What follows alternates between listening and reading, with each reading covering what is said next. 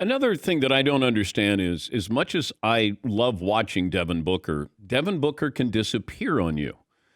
And, for a guy who has that Mamba mentality and Kobe was there to mentor him, I just don't see that as much. And, maybe I'm asking too much, but we've seen a guy scored 70 in a game.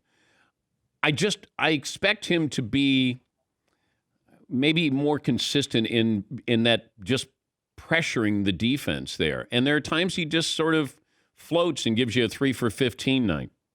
I think that this is his first time on any stage. His first time.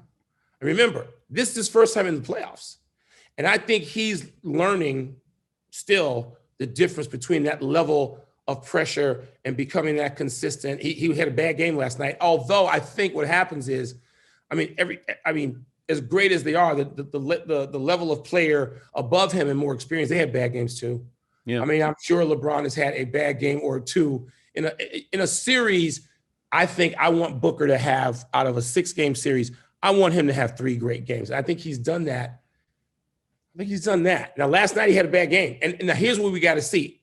The star bounces back. When Kobe told him famously as he wears the tattoo to be legendary, this is when you create your legend. This is when you build it. Now, he did it against the Lakers. He did it against Denver. He even did it against the Clippers.